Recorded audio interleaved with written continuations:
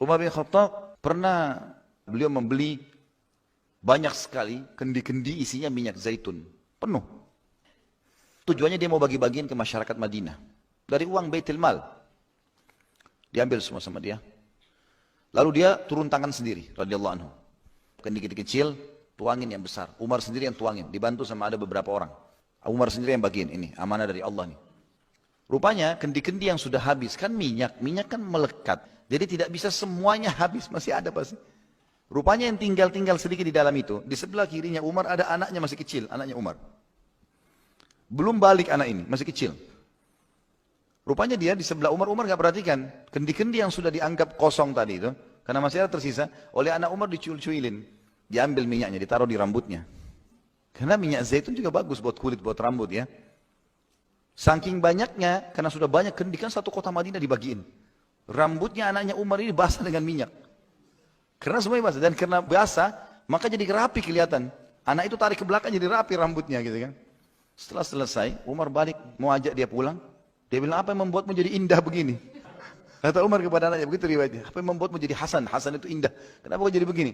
Dia bilang, ayah tadi saya ambil sisa-sisa minyak zaitun itu. Kan sudah tidak dipakai, mau dibuang, kata anaknya. Kata dia, wahai anakku, seluruh anak muslim sebenarnya berharap bisa lakukan seperti yang kau lakukan. Tapi karena kau anak Amir Mukminin, anak raja, maka anak-anak muslim yang lain cuma bisa tonton apa yang kau buat. Mereka juga berharap meletakkan minyak zaitun di rambutnya. Saya bagi-bagiin ini tujuannya untuk itu. Supaya semua rumah muslim pakai buat rambutnya, buat kulitnya.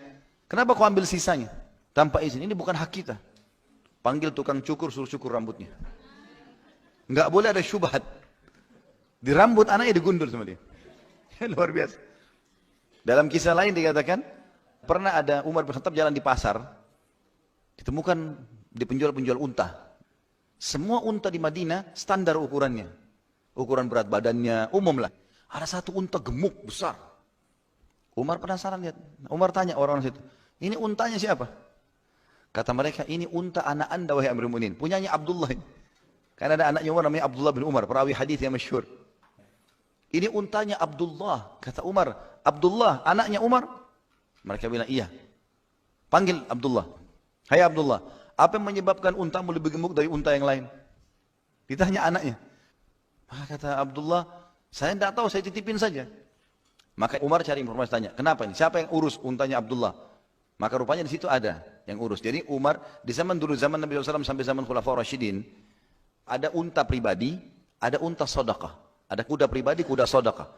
Ada juga kuda zakat, unta zakat, kambing peliharaan, kambing zakat, sedekah beda. Biasanya Nabi SAW buat peternakan sendiri untuk yang zakat-zakat sama sedekah ini. Nanti Nabi SAW ternakin kembali. Karena kita kalau punya kambing atau kita punya unta, punya sapi, maka zakatnya hewan itu juga, tidak boleh duit. Ada takarannya, ada ukurannya. Kalau 40 ekor kambing dikeluarkan 1 ekor kambing. Kalau unta 5 ekor dikeluarkan 1 ekor unta. Kalau sapi 30 ekor, kalau tidak salah 1 ekor sapi. Begitulah. Maka ini banyak sekali zakat-zakat sedekahnya orang. Oleh Nabi SAW sampai diteruskan Khulafaur Rasyidin, Abu Bakar, Umar semuanya ditaruh di satu kandang gitu loh. Ini kan karena zakat. Jadi memang perawatannya pakai uang negara. Sehingga unta-untanya lebih sehat daripada orang pribadi. Pribadi nggak bisa biayai seperti pemerintah biaya, seperti itulah kurang lebih. Khusus untanya Abdullah bin Umar ini, itu kalau lagi lewat, orang tahu ini untanya Abdullah bin Umar. Mirip kalau kita anak pejabat, mobilnya lewat, orang tahu ini mobilnya si fulan. Rupanya untanya Abdullah bin Umar ini suka masuk nyelonong ke peternakannya zakat ini, hewan zakat. Jadi makannya lebih banyak. Begitu luar biasa. Dan itu ketahuan oleh Umar. Langsung kata Umar apa? Oh, gara-gara kamu anaknya Amir Mukminin, sehingga untamu nyelonong masuk ke sana nggak ditegur. Ambil unta itu, jual. Disuruh jual. Uangnya masukkan Baitul Mal. Nggak ada lagi punya Muhammad Abdullah. Dia gemuk bukan karena kamu ini, karena makanan orang. Nggak boleh. Luar biasa mereka jaga. Terbentuk pribadi ini dengan keyakinan itu loh. Padahal Umar zaman dulu nggak kayak kita loh sekarang, teman-teman. Sekarang kita teknologi, ini handphone, ini apa yang tidak ada di sini. Kita bahkan di atas ranjang bisa transfer duit. Bisa bangun masjid di malam hari mau tidur. Apa saja kita mau buat sekarang, seluruh dunia, mau bantu Palestina. SMS banking, internet banking bisa. Zaman dulu orang bagaimana? Berapa tahun lalu lah sebelum ada internet banking, kita masih harus ke ATM. Sebelumnya malah kita harus antri di bank. Sekarang sudah lebih mudah orang dapat amal saleh. Kita sekarang ini mengalahkan kehidupannya raja-raja dulu loh. Qarun itu dia selalu simpan harta dengan peti-peti besar. Qarun tidak pernah berpikir, kalau sekarang kita punya ATM. Qarun itu harus simpan di gudang, satu petinya diangkat puluhan laki-laki yang kuat-kuat. Kaisar Romawi dulu itu ada orangnya, ahli khusus untuk merakit bulu. Bulu-bulu hewan dicari, dirakit dengan rapi, sampai jadi besar, bulu besar, untuk kipasin dia, supaya rasa dingin. Kaisar Romawi tidak tahu sekarang kita punya AC. Pencet selesai, dingin. Kisra dulu, Persia, itu kalau mau minum dia pakai kendi, kendi itu dari tembikar asli. Kisra keluarkan instruksi, khusus bahan ini nggak boleh ada yang pakai, dia sendiri. Itu kalau ditaruh berapa menit jadi dingin airnya. Orang-orang di sekitarnya cemburu lihat Kisra minum dingin. Kita sekarang 300.000 dapat dispenser. Semua orang bisa dapat.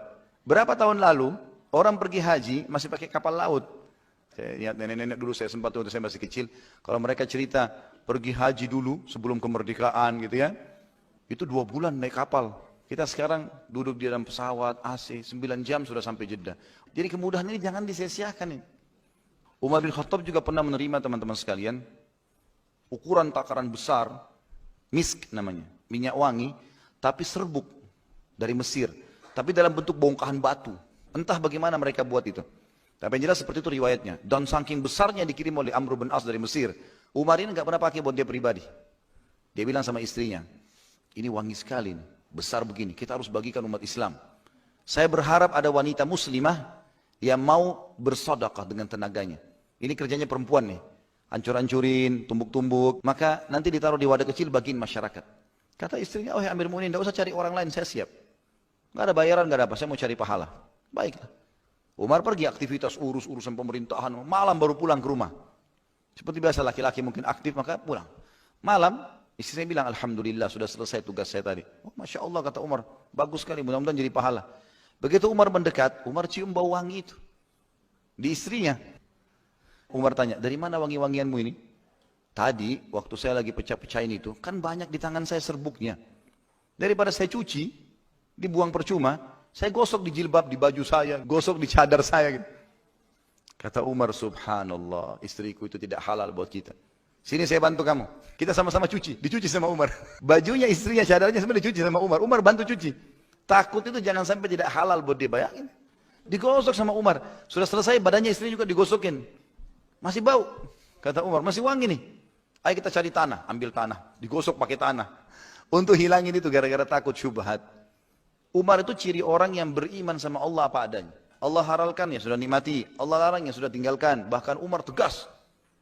Ini Allah perintahin, patuhi, tidak mau dihukum sama Umar. Ada satu teman-teman sekalian. Orang ini suka sebarin syubhat. Syubhatnya luar biasa. Jadi dia bukan mau belajar agama dari ulama, enggak. Ada sahabat hidup di zaman khilafahnya Umar nih. Dari Irak dia datang. Dia datang ke Madinah khusus nyebarin syubhat. Jadi hal-hal yang membingungkan umat. Dia bukan tanya Umar, dia bukan tanya Abdullah bin Abbas, Abdullah bin Umar, Abu Hurairah, Ali, Uthman. Masih banyak sahabat. Dia cari majelisnya masyarakat Madinah yang orang-orang awam. Pinggir jalan orang lagi ngumpul. Hai kaum, Assalamualaikum, salam. Saya punya pertanyaan, ada yang bisa jawab?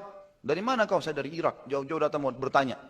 Apa yang kau mau tanya? Ini orang dari Irak mungkin butuh jawaban apa? Apakah Allah nanti akan menghisap kita hari kiamat? Allah ajak ngomong kita enggak? Kalau Allah ajak ngomong, lalu bagaimana nantinya?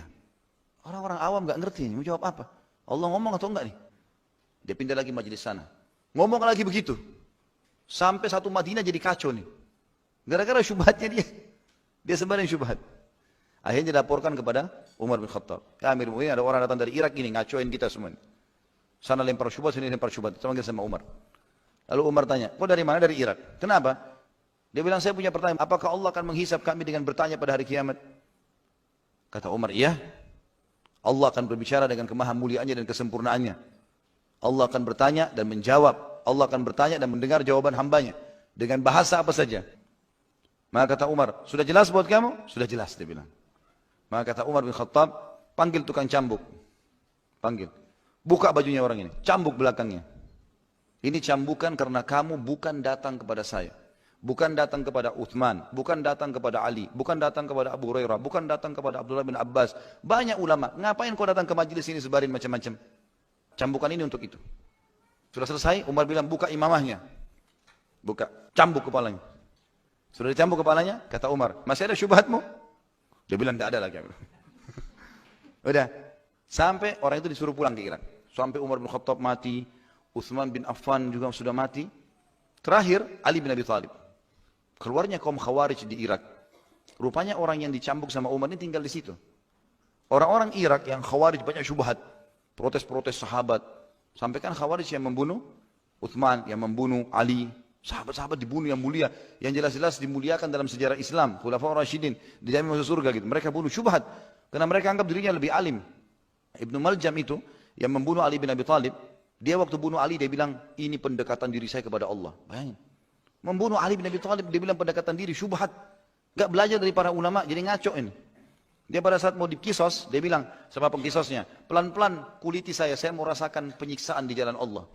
Padahal dia dikisos karena membunuh seorang mukmin, sahabat Nabi, anak mantunya Nabi SAW. Ini ngawur ini. Seperti itulah banyak orang sekarang, bom sana sini, anggap dirinya benar. Syubhat semua di otaknya nih. Rupanya orang-orang yang mau membunuh Ali bin Abi Thalib, memerangi Ali bin Abi Thalib dari kaum Khawarij, sempat aja ini orang yang dicambuk sama Umar. Hai fulan, orang yang dulu cambuk kamu Umar sudah mati. Kami sekarang mendukung banyak idemu, kami juga punya banyak syubhat nih. Apa dia bilang? Dia buka bajunya, dia buka imamahnya, dia bilang, punggungku sama kepalaku sudah dididik oleh Amir Mu'minin Umar bin Khattab. Untuk tidak lagi ikuti syubhat. Umar pendidikannya luar biasa. Mendidik orang kapok udah, gak mau lagi buat gitu-gitu.